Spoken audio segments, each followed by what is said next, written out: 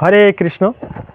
শ্রীমদ্ ভাগবতের পঞ্চম স্কন্ধের ২৬তম অধ্যায় আমরা পড়ছিলাম, যে অধ্যায়ের নাম নরকের বর্ণনা। তাহলে আজকে শুরু করা যাক ১৯তম শ্লোকের অনুবাদ। সুখদেব গোস্বামী পরীক্ষিত মহারাজকে বলছেন, হে রাজন, যে ব্যক্তি সংকট উপস্থিত না হলেও ব্রাহ্মণ অথবা অন্য কোনো ব্যক্তির স্বর্ণ রত্ন ইত্যাদি ধন চৌর্যবৃত্তির দ্বারা অথবা বল প্রয়োগের দ্বারা অপহরণ করে, তাকে সংদংশ নামক নরকে নিক্ষেপ করা হয়। সংদংশ নামক নরকে সেখানে লোহময় অগ্নিপিণ্ড এবং সাঁড়াশির দ্বারা তার ত্বক ছিন্ন ভিন্ন করা হয়। এইভাবে তার সারা শরীর কেটে টুকরো টুকরো করা হয়। পরবর্তী শ্লোকের অনুবাদ। যে ব্যক্তি অগম্য স্ত্রীতে এবং যে স্ত্রী অগম্য পুরুষে অভিগমন করে, পরলোকে যমদূতেরা তাদের তপ্তশর্মী নামক নরকে নিয়ে গিয়ে চাবুক দিয়ে প্রহার করে এবং তারপর পুরুষকে তপ্ত লোহময় স্ত্রী মূর্তি ও স্ত্রীকে সেই প্রকার পুরুষ মূর্তির দ্বারা আলিঙ্গন করায়। এটি অবৈধ যৌন সঙ্গের দণ্ড। এই জন্য ভক্তদের খুব কঠোরভাবে নিষেধ করা হয় অবৈধ স্ত্রী বা পুরুষ সঙ্গ ত্যাগ করা। তাৎপর্যে শ্রীলা প্রভুপাদ লিখেছেন, সাধারণত বিবাহিতা স্ত্রী ব্যতীত অন্য কারোর সঙ্গে পুরুষের যৌন সঙ্গে লিপ্ত হওয়া উচিত নয়। বৈদিক বিধান অনুসারে অপরের স্ত্রীকে মাতৃবৎ দর্শন করা উচিত এবং মাতা, ভগিনী ও কন্যার সঙ্গে যৌন সম্পর্ক সম্পূর্ণরূপে নিষিদ্ধ। কেউ যদি পরস্ত্রীর সঙ্গে যৌন সম্পর্কে লিপ্ত হয়, তাহলে তা মায়ের সঙ্গে যৌন সঙ্গে লিপ্ত হওয়ার মতো বলে বিবেচনা করা হয়। সেই আচরণ অত্যন্ত পাপময়। স্ত্রীলোকের ক্ষেত্রেও সেই নিয়ম বলবৎ রয়েছে। কোনো স্ত্রী যদি তার পতি ব্যতীত অন্য কোনো পুরুষের সঙ্গে যৌন সম্পর্কে লিপ্ত হয়, তাহলে সেই সম্পর্ক পিতা অথবা পুত্রের সঙ্গে যৌন সম্পর্কে লিপ্ত হওয়ার মতো। অবৈধ যৌন সম্পর্ক সর্বদাই নিষিদ্ধ হয়েছে এবং যে পুরুষ অথবা স্ত্রী সেই সম্পর্কে লিপ্ত হয়, তাকে এই শ্লোকের বর্ণনা অনুসারে দণ্ডভোগ করতে হবে। কলিযুগে চারটি জিনিসের খুবই প্রাধান্য দেখা যাচ্ছে। সেটা হচ্ছে মাংসাহার, অবৈধ স্ত্রী বা পুরুষ সঙ্গ, জুয়া খেলা এবং মদ্যপান। তো ভক্তিতে বা পাপের হাত থেকে বাঁচতে গেলে আমাদের এই চারটি থেকেই আগে বিরত থাকতে হবে। না হলে আমাদের কৃত কর্ম, পাপকর্ম আমাদেরকে প্রচণ্ড রকমভাবে খারাপভাবে ফল ভোগাতে বাধ্য করবে। পরবর্তী শ্লোকের অনুবাদ পড়ছি। যে ব্যক্তি পশুতেও অভিগমন করে, তার মৃত্যুর পর তাকে বজ্রকণ্টক শালমলি নামক নরকে নিক্ষেপ করা হয়। সেই নরকে একটি শালমলি বৃক্ষ রয়েছে, যার কাঁটা বজ্রের মতো। যমদূতেরা সেই পাপীকে তার ওপর চড়িয়ে টানতে থাকে এবং তার ফলে সেই কাঁটার দ্বারা তার সারা দেহ ছিন্ন ভিন্ন হয়। তাৎপর্য, মানুষের যৌন আবেদন এতই প্রবল যে কখনো কখনো পুরুষেরা গাভী অথবা পশুর সঙ্গে এবং স্ত্রীলোকেরা কুকুরের সঙ্গে যৌন সম্পর্কে লিপ্ত হয়। এই প্রকার স্ত্রী এবং পুরুষদের বজ্রকণ্টক শালমলি নামক নরকে নিক্ষেপ করা হয়। কৃষ্ণ ভাবনামৃত আন্দোলনে অবৈধ যৌনসঙ্গ বর্জন করা হয়। এই সমস্ত শ্লোকের বর্ণনা থেকে আমরা বুঝতে পারি যে অবৈধ যৌনসঙ্গ একটি অত্যন্ত গর্হিত পাপকর্ম। কখনো কখনো মানুষ নরকের এই সমস্ত বর্ণনা বিশ্বাস করে না, কিন্তু তারা বিশ্বাস করুক অথবা না করুক, প্রকৃতির নিয়মে সব কিছুই সম্পাদিত হবে, কেউই তা এড়াতে পারবে না। তারপরে শ্লোকের অনুবাদ। যে সমস্ত রাজন্য বা রাজপুরুষ ক্ষত্রিয় আদি দায়িত্বশীল পরিবারে জন্মগ্রহণ করা সত্ত্বেও ধর্মনীতির অবহেলা করে এবং তার ফলে অধঃপতিত হয়, তারা মৃত্যুর পর বৈতরণী নামক নরকের নদীতে পতিত হয়। নরক বেষ্টনকারী পরিখা সদৃশ এই নদীটি ভয়ঙ্কর জলচর প্রাণীতে পূর্ণ। পাপী ব্যক্তি যখন এই বৈতরণী নদীতে নিক্ষিপ্ত হয়, তখন সেখানকার হিংস্র জলচরেরা তাকে ভক্ষণ করতে শুরু করে, কিন্তু তার ভয়ঙ্কর পাপ কর্মের ফলে তার প্রাণ বহির্গত হয় না। সে তার পাপ কর্মের কথা স্মরণ করতে করতে বিষ্ঠা, মূত্র, পুজ, রক্ত, কেশ, নখ, অস্থি, মেদ, মাংস এবং চর্বিপূর্ণ সেই নদীতে যন্ত্রণা ভোগ করতে থাকে। কি ভয়ানক! পরবর্তী শ্লোকের অনুবাদ: শূদ্রা রমণীদের নির্লজ্জ পতিরা ঠিক একটি পশুর মতো জীবনযাপন করে এবং তাই তাদের জীবন সদাচার, শৌচ এবং নিয়মবিহীন। মৃত্যুর পর তাদের পুয়োদ নামক নরকে নিক্ষেপ করা হয়, যা পুজ, মূত্র, শ্লেষা, লালা ইত্যাদি ঘৃণিত বস্তুতে পূর্ণ একটি সমুদ্র। সেখানে তারা এই সমস্ত অতি ঘৃণিত পদার্থ ভক্ষণ করতে বাধ্য হয়। এক্ষেত্রে শূদ্রা রমণীদের নির্লজ্জ পতিরা মানে যারা কোনো রকমের ধর্ম পালন করে না, অবৈধভাবে সম্পর্ক করে, তাদেরকেই বলা হয়েছে এক্ষেত্রে। শ্রীল নরোত্তম দাস ঠাকুর গেয়েছেন, কর্মকাণ্ড জ্ঞানকাণ্ড কেবল বিষের ভাণ্ড, অমৃত বলিয়া যে বা খায়। নানা জনি সদা ফিরে কদর্য ভক্ষণ করে তার জন্ম অধোপাতে যায়। যারা কর্মকাণ্ড এবং জ্ঞান কাণ্ডের মার্গ অনুসরণ করে তারা মানব জীবনের সৌভাগ্য থেকে বঞ্চিত হয়ে সংসার চক্রে অধপতিত হয়। এইভাবে তাদের পুয়োদ নামক নরকে পতিত হয়ে বিষ্ঠা, মূত্র, পুজ, শ্লেষা, লালা ইত্যাদি অতি ঘৃণিত সমস্ত পদার্থ ভক্ষণ করতে বাধ্য হওয়ার সম্ভাবনা থাকে। এই শ্লোকে বিশেষ করে যে শূদ্রদের কথা উল্লেখ করা হয়েছে তা লক্ষণীয়। শূদ্রকুলে জন্মগ্রহণ করা সত্ত্বেও যদি উন্নতি সাধনের চেষ্টা না করে তাহলে তাকে বারবার পুয়োদ সাগরে ফিরে গিয়ে অত্যন্ত ঘৃণিত পদার্থ সমূহ ভক্ষণ করতে হবে। অতএব শূদ্র কুলোদ্ভূত ব্যক্তিকেও ব্রাহ্মণ হওয়ার চেষ্টা করতে হবে, সেটি মানব জীবনের উদ্দেশ্য। সকলেরই কর্তব্য নিজের উন্নতি সাধন করা। ভগবদ্গীতায় শ্রীকৃষ্ণ বলেছেন, চাতুর্বর্ণ ময়া সৃষ্টং গুণ কর্ম বিভাগসহ। জড়া প্রকৃতির 3টি গুণ অনুসারে এবং কর্ম অনুসারে আমি মানব সমাজে 4টে বর্ণের সৃষ্টি করেছি। কেউ যদি গুণগতভাবেও শূদ্র হয় তার অবশ্য কর্তব্য হচ্ছে তার অবস্থার উন্নতি সাধন করে ব্রাহ্মণ হতে চেষ্টা করা। মানুষের বর্তমান স্থিতি যাই হোক না কেন তাকে কখনো ব্রাহ্মণ বা বৈষ্ণব পদে উন্নীত হওয়ার পথে বাধা দেওয়া উচিত নয়। প্রকৃতপক্ষে মানুষের কর্তব্য হচ্ছে বৈষ্ণবের স্তরে উন্নীত হওয়া। তখন সে আপনা থেকেই ব্রাহ্মণ হয়ে যায়। তা সম্ভব হবে কেবল কৃষ্ণ ভাবনামৃত আন্দোলনের প্রসারের ফলে। কারণ এই আন্দোলনের মাধ্যমে আমরা সকলকে বৈষ্ণব স্তরে উন্নীত করার চেষ্টা করছি। ভগবদ্গীতায় ভগবান শ্রীকৃষ্ণ বলেছেন, সর্বধর্মান পরিত্যাজ্য মাম একম শরণম ব্রজ। অন্য সমস্ত কর্তব্য পরিত্যাগ করে তুমি কেবল আমার শরণাগত হও। শূদ্র, ক্ষত্রিয় অথবা বৈশ্যের ধর্ম পরিত্যাগ করে বৈষ্ণবের ধর্ম অবলম্বন করা উচিত, যার মধ্যে ব্রাহ্মণত্ব আপনা থেকেই নিহিত রয়েছে। সেই কথা ভগবদ্গীতায় ভগবান শ্রীকৃষ্ণ বিশ্লেষণ করেছেন, মাং হি পার্থ ব্যাপাশ্রিত যে অপি সুপাপ যৌনয় স্ত্রিয় বৈশ্যাস্ততা শূদ্রাস তে অপি জানতি পরাঙ্গতিম। হে পার্থ, অন্তজ মিলেশ্বগণ ও বেশ্যাদি পতিতা স্ত্রী লোকেরা তথা বৈশ্য, শূদ্র প্রভৃতি নিজ বর্ণস্থ মানুষেরা আমার অনন্য ভক্তিকে বিশেষভাবে আশ্রয় করলে অবিলম্বে পরাগতি লাভ করে। মনুষ্য জীবনের বিশেষ উদ্দেশ্য হচ্ছে ভগবত ধামে ফিরে যাওয়া। সেই সুযোগ শূদ্র, বৈশ্য, স্ত্রী অথবা ক্ষত্রিয় নির্বিশেষে সকলকেই দেওয়া উচিত। এটি কৃষ্ণ ভাবনামৃত আন্দোলনের উদ্দেশ্য। কিন্তু কেউ যদি শূদ্র হয়ে সন্তুষ্ট থাকে তাহলে এই শ্লোকের বর্ণনা অনুসারে তাকে অবশ্যই যন্ত্রণা ভোগ করতে হবে। অর্থাৎ আমাদের বর্তমান অবস্থার উন্নতি করার চেষ্টা আমাদেরকে করতেই হবে নাম জপের মাধ্যমে।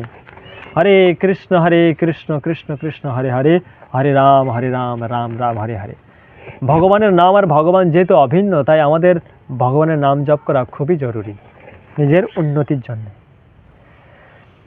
উচ্চ বর্ণের মানুষ যেমন ব্রাহ্মণ, ক্ষত্রিয় এবং বৈশ্য যদি কুকুর, গর্দ বা ইত্যাদি পশু পালনে আসক্ত হয় এবং অনর্থক মৃগয়ায় গিয়ে পশু হত্যা করে তাহলে মৃত্যুর পর তাকে প্রাণরোধ নামক নরকে নিক্ষেপ করা হয়। সেখানে যমদূতেরা তাকে তাদের লক্ষ্য বানিয়ে বাণের দ্বারা বিদ্ধ করে। তাৎপর্য, বিশেষ করে পাশ্চাত্য দেশগুলিতে সম্ভ্রান্ত ব্যক্তিরা শিকার করার জন্য কুকুর এবং ঘোড়া রাখে। পাশ্চাত্যেই হোক কিংবা প্রাচ্যেই হোক, এই কলিযুগের সম্ভ্রান্ত ব্যক্তিরা বনে গিয়ে অনার্থক পশু হত্যা করে। উচ্চ বর্ণের মানুষদের, বিশেষ করে ব্রাহ্মণ, ক্ষত্রিয় এবং বৈশ্যদের কর্তব্য ব্রহ্মজ্ঞানের অনুশীলন করা। শূদ্রদেরও সেই স্তরে উন্নীত হওয়ার সুযোগ দেওয়া তাদের একটি কর্তব্য। কিন্তু তা না করে তারা যদি পশু শিকারে লিপ্ত হয়, তাহলে এই শ্লোকের বর্ণনা অনুসারে তাদের দণ্ডভোগ করতে হবে। কেবল তারা যমদূতদের বাণের দ্বারাই বিদ্ধ হয় না, তারা পুজ, মূত্র এবং বিষ্ঠার সমুদ্রেও নিক্ষিপ্ত হয়। পরবর্তী শ্লোকের অনুবাদ। যে ব্যক্তি ইহলোকে ধন এবং প্রতিষ্ঠার গর্বে গর্বিত হয়ে দম্ভ প্রকাশ করার জন্যে যজ্ঞে পশু বলি দেয়, তাকে মৃত্যুর পর বিষহসন নামক নরকে নিক্ষেপ করা হয়। সেখানে যমদূতেরা তাকে অশেষ যন্ত্রণা দিয়ে বধ করে। ভগবদ্গীতায় ভগবান শ্রীকৃষ্ণ বলেছেন, শুচীনাম শ্রীমতাম গেহে যোগভ্রষ্ট বিজায়তে। ভক্তিযোগ অনুশীলন করার ফলে মানুষ উচ্চ ব্রাহ্মণকুলে অথবা সম্ভ্রান্ত পরিবারে জন্মগ্রহণ করে। এই প্রকার জন্মগ্রহণ করার পর মানুষের কর্তব্য হচ্ছে ভক্তি যোগে সিদ্ধি লাভের উদ্দেশ্যে সেই সুযোগের সদ্ব্যবহার করা। কিন্তু অসৎ সঙ্গের ফলে মানুষ ভুলে যায় যে ভগবানের কৃপায় সে সেই সম্ভ্রান্ত পদ প্রাপ্ত হয়েছে এবং সে কালী পূজা, দুর্গা পূজা আদি তথাকথিত যজ্ঞে অসহায় পশুদের বলি দিয়ে সেই সুযোগের অপব্যবহার করে।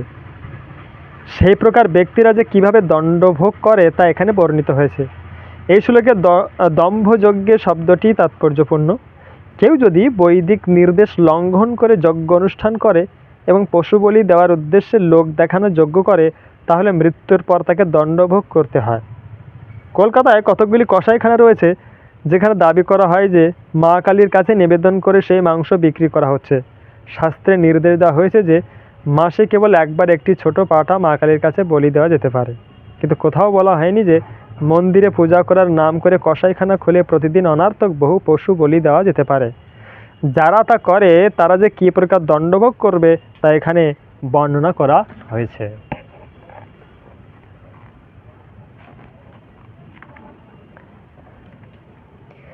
যে মূর্খ দ্বিজ অর্থাৎ ব্রাহ্মণ, ক্ষত্রিয় এবং বৈশ্য তার স্ববর্ণা পত্নীকে বশে রাখার জন্য নিজের শুক্র পান করায়, পরলোকে যমদূতেরা তাকে লালাভক্ষ নামক নরকে নিক্ষেপ করে এবং সেখানে শুক্র নদীর মধ্যে তাকে শুক্র পান করায়।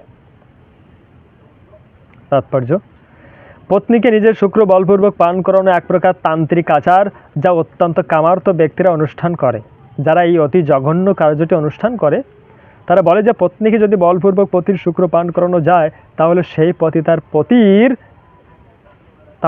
পত্নী তার পতির অত্যন্ত বশীভূত থাকে। সাধারণত নিম্ন শ্রেণীর মানুষেরা এই ধরনের তান্ত্রিক আচারে লিপ্ত, কিন্তু উচ্চবর্ণের মানুষেরা যদি তা করে তাহলে তার মৃত্যুর পর তাকে লালাভক্ষ নামক নরকে নিক্ষেপ করা হয়। সেখানে তাকে শুক্র নদীতে ডুবিয়ে বলপূর্বক শুক্র পান করানো হয়। পরবর্তী শ্লোকের অনুবাদ।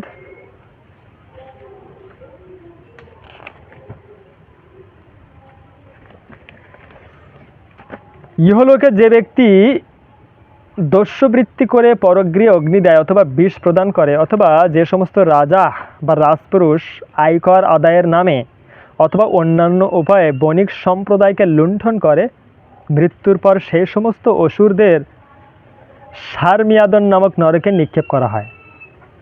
সেখানে 720টি বজ্রের মতো দন্ত সমন্বিত কুকুর রয়েছে।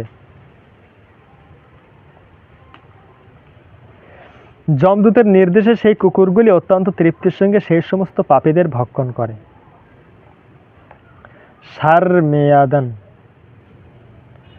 তাৎপর্য: শ্রীমদ্ ভাগবতের দ্বাদশ স্কন্ধে উল্লেখ করা হয়েছে যে এই কলিযুগে সকলে অনাবৃষ্টি, দুর্ভিক্ষ এবং সরকারের দ্বারা অত্যাধিক কর গ্রহণ, এই 3 প্রকার উৎপাতের দ্বারা সর্বদা অত্যন্ত উৎপীড়িত হবে।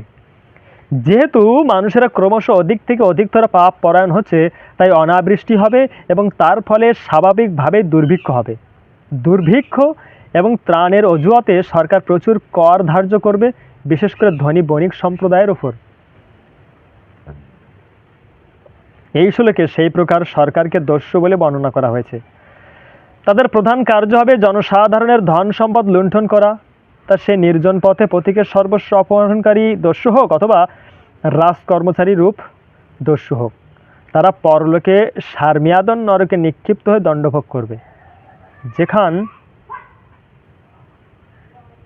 যেখানে বজ্রদংষ্টা নামক কুকুরেরা তাদের ভক্ষণ করবে। পরবর্তী শ্লোকের অনুবাদ। যে ব্যক্তি ইহলোকে সাক্ষ্য প্রদান করার সময়, ক্রয় বিক্রয় করার সময় এবং দান করার সময় কোনো প্রকার মিথ্যা কথা বলে, পরলোকে যমদূতেরা তাকে 100 যোজন উন্নত পর্বত শিখর থেকে মাথা নিচের দিকে করে অবিচিমত নামক নরকে নিক্ষেপ করে। সেই নরকের কোনো অবলম্বন স্থান নেই এবং প্রস্তর নির্মিত পৃষ্ঠস্থল জলের মতো প্রতীত হয়, কিন্তু সেখানে কোনো জল নেই, তাই তাকে বলা হয় অবিচিমত অর্থাৎ জলহীন। সেই পাপীদের বারবার পাহাড়ের ওপর থেকে নিক্ষেপ করা হলেও এবং তাদের দেহ তিল তিল করে বিদীর্ণ হলেও তাদের মৃত্যু হয় না এবং তারা নিরন্তর সেই যন্ত্রণা ভোগ করতে থাকে। পরবর্তী শ্লোকের অনুবাদ। যে ব্রাহ্মণ অথবা ব্রাহ্মণী সুরাপান করে কিংবা যে ক্ষত্রিয় কিংবা বৈশ্য ব্রতপরায়ণ হয়ে প্রমাদবশত সোমরস পান করে, যমদূতেরা তাদের অয়পান নরকে নিয়ে যায়।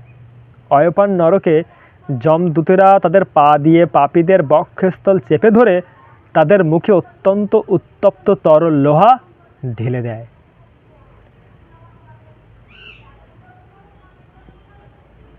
তাৎপর্য: কেবল নামে মাত্র ব্রাহ্মণ হয়ে সব রকম পাপকর্ম, বিশেষ করে সুরাপান করা উচিত নয়।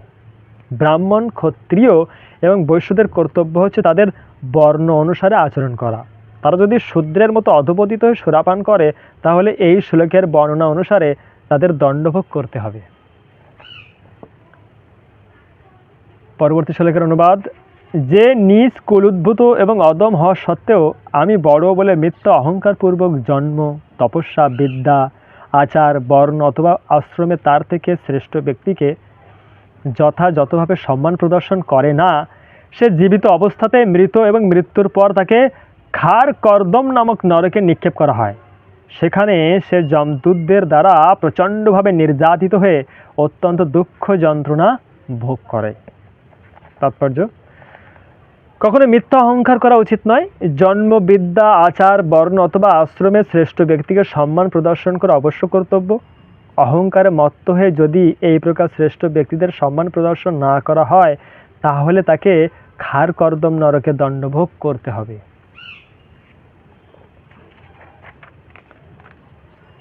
পরবর্তী শ্লোকের অনুবাদ। এই পৃথিবীতে অনেক পুরুষ এবং স্ত্রী রয়েছে যারা ভৈরব অথবা ভদ্রকালীর কাছে নরবলি দিয়ে তাদের মাংস খায়। যারা এই ধরনের যজ্ঞ করে তাদের মৃত্যুর পর যমালয়ে নিয়ে যাওয়া হয় এবং তারা যাদের বলি দিয়েছিল তারা রাক্ষসের সুতীক্ষ্ণ অস্ত্রের দ্বারা সেখানে তাদের খণ্ড খণ্ড করে কাটে। ইহলোকে যজ্ঞকারী ব্যক্তি যেভাবে নরবলি দিয়ে তার রক্ত পান করে আনন্দে নৃত্য গীত করে, হিংসুত ব্যক্তিরাও তেমন পরলোকে যজ্ঞকারীর রক্ত পান করে আনন্দে নৃত্য গীত করে। তাই এখন থেকে উচিত মাংস আহার ত্যাগ করুন, না হলে করা পাপের ফল খুব ভয়ানক হবে। যে সমস্ত মানুষ ইহলোকে গ্রামে বা অরণ্যে জীবন রক্ষার্থে আগত পশু পাখিদের আশ্রয় দানপূর্বক বিশ্বাস জন্মিয়ে শূল অথবা সূত্রের দ্বারা তাদের বিদ্ধ করে এবং তারপর কীড়নকের মতো ক্রীড়া করে প্রবল যন্ত্রণা দেয়, তারা মৃত্যুর পর যমদূতদের দ্বারা শূলপ্রত নামক নরকে নিত হয় এবং তাদের শরীর তীক্ষ্ণ শূল ইত্যাদির দ্বারা বিদ্ধ করা হয়। সেখানে তারা ক্ষুধা ও তৃষ্ণায় পীড়িত হয় এবং চতুর্দিক থেকে বক, শকুন প্রভৃতি তীক্ষ্ণ চঞ্চু পক্ষী এসে তাদের দেহ ছিন্ন ভিন্ন করতে থাকে। এইভাবে যন্ত্রণায় অস্থির হয়ে তারা তখন তাদের পূর্বকৃত পাপ কর্মের কথা স্মরণ করতে থাকে। এই অধ্যায় মোট 40খানা শ্লোক রয়েছে। আমি এই মুহূর্তে 33তম শ্লোকের অনুবাদ পড়ছি।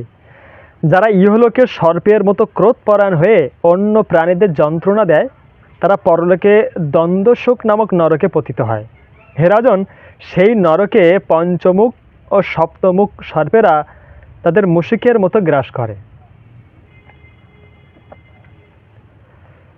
যারা ইহলোকে অন্য প্রাণীদের অন্ধকূপে, গোলায় বা পাহাড়ের গোয়ায় রুদ্ধ করে কষ্ট দেয়, মৃত্যুর পর তাদের অবাট নিরোধন নামক নরকে নিক্ষেপ করা হয়। সেখানে অন্ধকূপ আদিতে বিষাক্ত ধূম এবং বহ্নির দ্বারা অর্থাৎ আগুনের দ্বারা শ্বাসরোধ করে তাদের কঠোরভাবে যন্ত্রণা দেওয়া হয়। 35তম শ্লোকের অনুবাদ। যে গৃহপতি অতিথি অভ্যাগত দেখলে ক্রুদ্ধ হয়ে ওঠে এবং পাপ কুটিল দৃষ্টি দ্বারা যেন তাদের ভস্মীভূত করতে উদ্যত হয়, তাকে পর্যাবর্তন নামক নরকে নিক্ষেপ করা হয়, যেখানে বজ্রের মতো কঠিন চক্ষু বিশিষ্ট শকুন, বক, কাক ইত্যাদি পক্ষীরা সেই পাপ দৃষ্টি ব্যক্তির চক্ষু সহসা বলপূর্বক উৎপাটন করে। তাৎপর্য: বৈদিক শিষ্টাচার অনুসারে শত্রুও যদি গৃহে আসে, তাহলে গৃহস্থের কর্তব্য এমনভাবে তার সঙ্গে আচরণ করা যাতে সে ভুলে যাবে যে সে তার শত্রুর বাড়িতে এসেছে। গৃহে যখন অতিথি আসে তখন তাকে অত্যন্ত বিনীতভাবে স্বাগত জানানো উচিত। যদি সে অবাঞ্ছিত হয়, তবুও গৃহস্থের তার প্রতি ক্রুদ্ধ দৃষ্টিতে তাকানো উচিত নয়, কারণ যে তা করে তাকে মৃত্যুর পর পর্যাবর্তন নামক নরকে নিক্ষেপ করা হবে এবং সেখানে শকুন, কাক, বক ইত্যাদি হিংস্র পাখিরা সহসা তার চক্ষু উৎপাটন করে নেবে। গৃহস্থরা যে ছোটোখাটো পাপ করে থাকে, যখন কোনো অতিথিকে তারা আহার প্রদান করে, সেই আহারের সাথে সাথে সেই সমস্ত অতিথিরা গৃহস্থদের পাপও ভক্ষণ করে থাকে। তাই গৃহস্থদের অতিথিদের সৎকার করা খুবই জরুরি। পরবর্তী শ্লোকের অনুবাদ। যে ব্যক্তি ইহলোকে তার ধনের গর্বে গর্বিত, সে মনে করে আমি কত ধনী, কে আমার সমকক্ষ হতে পারে।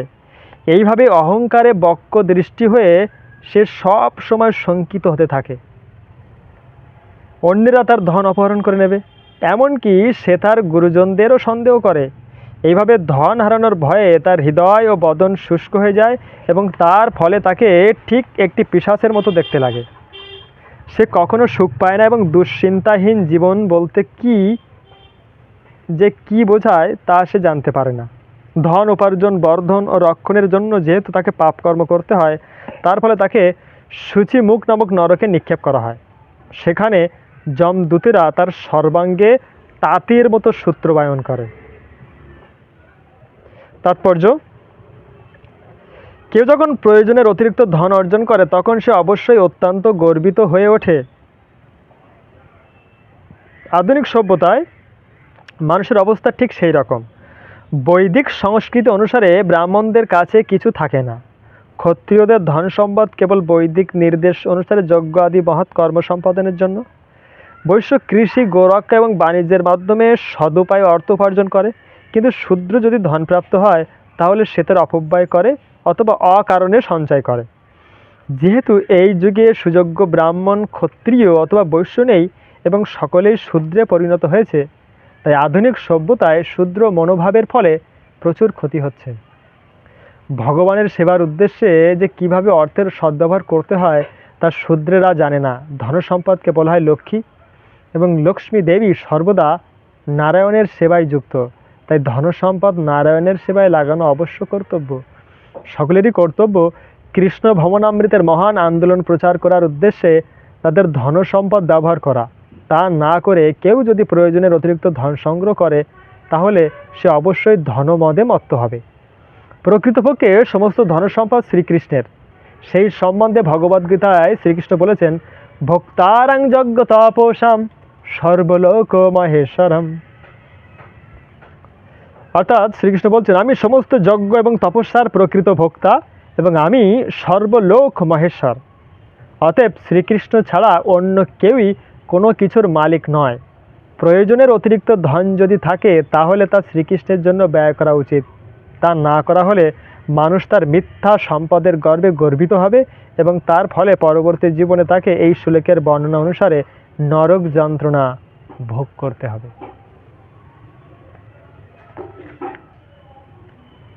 37তম শ্লোকের অনুবাদ। হে মহারাজ পরীক্ষিত, যমালয়ে এই প্রকার শত সহস্র নরক রয়েছে। যে সমস্ত পাপীদের কথা এখানে উল্লেখ করা হয়েছে এবং যাদের কথা উল্লেখ করা হয়নি, তারা সকলেই তাদের পাপ কর্মের মাত্রা অনুসারে বিভিন্ন প্রকার নরকে প্রবেশ করবে। আর যারা পুণ্যবান তারা স্বর্গ আদি পুণ্যময় লোকে গমন করে, কিন্তু পাপী এবং পুণ্যবান উভয়কেই তাদের কর্মফল শেষ হয়ে যাওয়ার পর এই পৃথিবীতে ফিরে আসতে হয়। এইভাবে জন্ম মৃত্যু চক্রে বারবার আবর্তিত হতে হয়। এই বর্ণনাটি ভগবদ্গীতার প্রথম দিকে ভগবান শ্রীকৃষ্ণের উপদেশের অনুরূপ তথা দেহান্তর প্রাপ্তি। এই জড়জগতে জীবকে বিভিন্ন লোকে এক দেহ থেকে আর এক দেহে দেহান্তরিত হতে হয়। ঊর্ধ্বং গচ্ছন্তি সত্যস্থা, যারা সত্যগুণে রয়েছেন তারা স্বর্গলোকে উন্নীত হন। অধ গচ্ছন্তি তামসাহা, তেমনি যারা তমগুণের দ্বারা আচ্ছন্ন তারা নরকে প্রবেশ করে। কিন্তু তারা উভয়ই জন্ম মৃত্যু চক্রে আবদ্ধ। ভগবদ্গীতায় উল্লেখ করা হয়েছে যে যারা পুণ্যবান তাদেরও স্বর্গলোকে সুখভোগ করার পর পুনরায় এই মর্তলোকে ফিরে আসতে হয়। শীনে পুণ্যে মর্ত লোকাং বিশন্তি। তাই এক লোক থেকে আর এক লোকে গমনাগমনের ফলে জীবনের প্রকৃত সমস্যার সমাধান হয় না। জীবনের সমস্যার সমাধান তখনই হবে যখন আর জড় শরীর ধারণ করতে হবে না। কৃষ্ণ ভাবনাময় হওয়ার ফলেই কেবল তা সম্ভব। সেই সম্বন্ধে শ্রীকৃষ্ণ শ্রীমদ্ ভগবদ্গীতায় বলেছেন, জন্ম কর্ম চমে দিব্যম এবং যে ব্যক্তি তত্ত্বতঃ ত্বক্তা দেহং পুনর্জন্ম নৈতি মামেতি সো অর্জুন।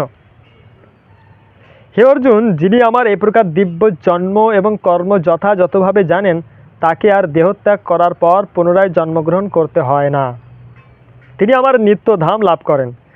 সেটি হচ্ছে জীবনের প্রকৃত সিদ্ধি এবং সমস্ত সমস্যার প্রকৃত সমাধান।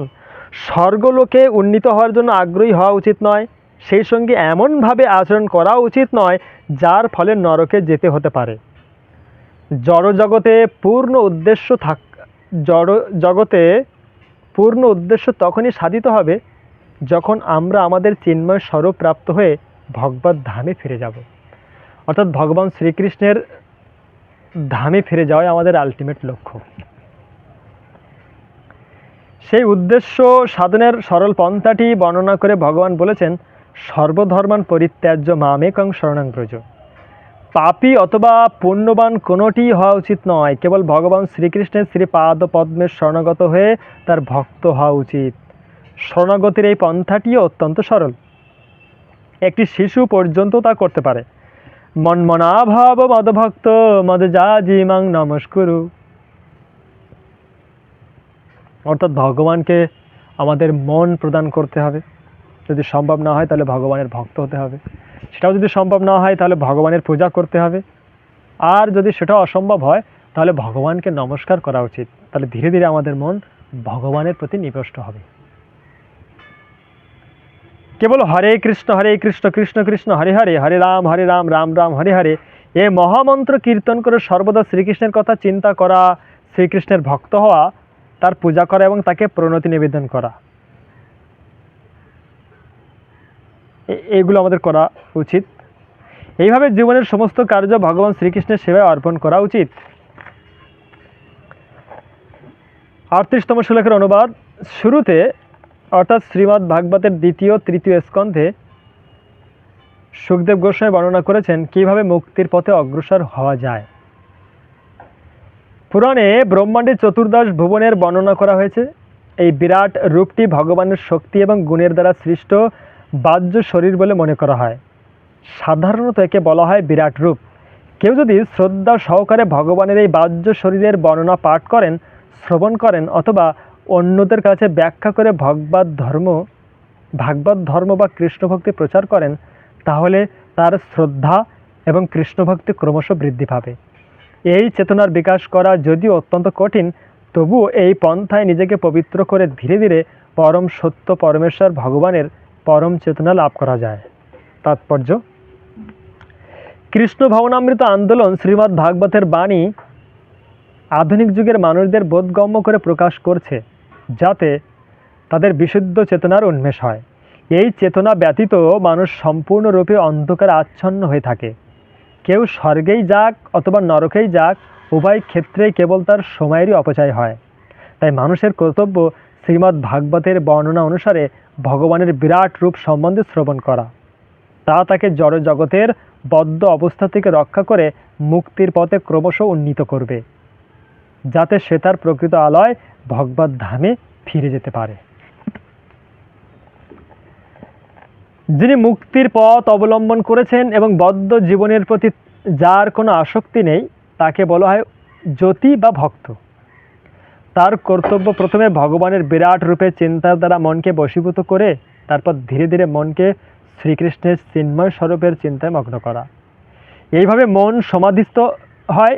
ভক্তির দ্বারা ভগবানের চিন্ময় স্বরূপ হৃদয়ঙ্গম করা যায়, যা ভক্তের চরম লক্ষ্য। এইভাবে তার জীবন সার্থক হয়। তাৎপর্য: শাস্ত্রে বর্ণিত হয়েছে, কেউ যদি মুক্তির পথে অগ্রসর হতে চান তাহলে তাকে মহাত্মা বা শুদ্ধ ভক্তের সঙ্গ করতে হবে। কারণ সেই সঙ্গ প্রভাবে ভগবানের নাম, রূপ, গুণ, পরিকর আদি শ্রবণ, কীর্তন এবং স্মরণের পূর্ণ সুযোগ থাকে, যা শ্রীমদ্ ভাগবতে বর্ণিত হয়েছে। বন্ধনের পথে বারবার জন্ম মৃত্যু চক্রে আবর্তিত হতে হয়। যিনি এই বন্ধন থেকে মুক্ত হওয়ার অভিলাষী, তার কর্তব্য আন্তর্জাতিক কৃষ্ণ ভবনামৃত সঙ্গে যোগদান করে ভগবত ভক্তদের কাছ থেকে শ্রীমদ্ ভাগবতের বাণী শ্রবণ করার সুযোগ গ্রহণ করা এবং কৃষ্ণ ভবনামৃত প্রচার করার উদ্দেশ্যে তা বিশ্লেষণ করা। এই অধ্যায়ের শেষ শ্লোক, এটা 28তম অধ্যায় না, 26তম অধ্যায়, যার শেষ শ্লোক। হে রাজন, আমি আপনার কাছে এই পৃথিবী, অন্যান্য লোক, বর্ষ, নদী, পর্বত, আকাশ, সমুদ্র, পাতাল, দিক, নরক ও নক্ষত্রমণ্ডল বর্ণনা করলাম। সেগুলি সমস্ত প্রাণীর আশ্রয়স্বরূপ ভগবানের বিরাট রূপ। এইভাবে আমি ভগবানের পরম অদ্ভুত বাহ্য শরীরের ব্যাখ্যা করলাম। হরে কৃষ্ণ।